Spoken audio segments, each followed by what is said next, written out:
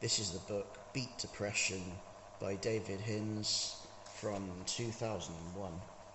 This is chapter 14, Perceived Failure.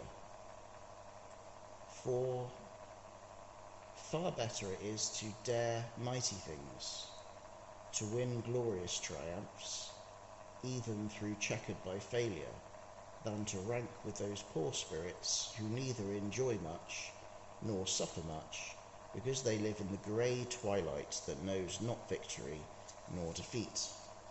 Theodore Roosevelt, 1858 to 1919. The bottom line: failure is merely a detour on the route to success. Do you, in common with most depressed people, live much of your life in the past? Do you dwell on past mistakes, misfortunes and mishaps, turning them over and over in your mind as if you were stuck in a time warp? One of the most disabling beliefs that many of us have is that the person we were yesterday is the person we must be today, tomorrow, and forevermore. This severely limiting and unhelpful conviction keeps us tied to our past mistakes, our previous practices, and our current limitations. We somehow buy into the convenient but fraudulent notion that history really does repeat itself, and that if we weren't successful in the past, we can't possibly be successful in the future. This ridiculous thought is flawed. One of the most famous presidents of the United States, Abraham Lincoln, 1809 to 65, illustrates the point. Between 1831 and 1860, the year of his election to the presidency, he suffered 2 business failures, a nervous breakdown, and no fewer than 8 election defeats. 1 for legislature, 1 for speaker, 2 for Congress, 2 for the Senate, 1 for elector, and 1 for the vice presidency.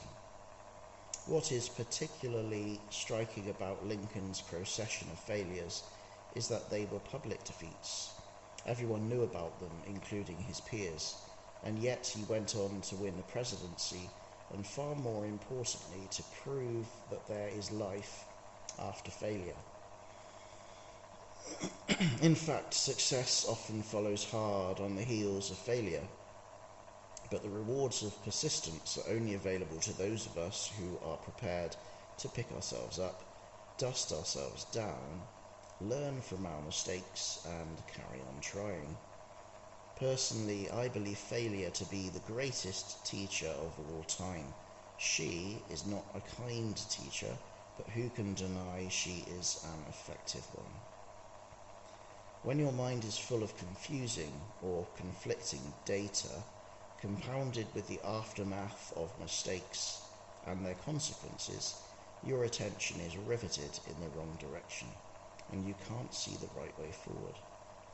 Difficult though it may be, if you can learn to lighten up in these situations, to laugh at yourself even though you are close to despair, you will free up powerful and potentially useful mental energy that can take you on a learning curve. When we are able to laugh at our failures and mistakes, and at ourselves, we draw the venom from our own misgivings. We allow ourselves to become open and receptive to finding new ways of avoiding making the same mistakes again. Our fears, concerns, and other limiting emotions dissolve a little every time we laugh, and depression no longer feels completely at home in the crevices of our mind. Laughter facilitates detachment from the reality of apparent failure and presents us with a welcome opportunity to take a break and find a new perspective. Understandably, when we are depressed, we experience great difficulty in letting go of our mistakes, learning from them and moving on. Later, as we progress through the book, I shall present you with all the strategies necessary to come to terms with your past, to learn from it, to kiss it goodbye, and to move forward out of depression. Letting go of the sad things in your past will free you to pursue your dreams and rise to your greatest potential.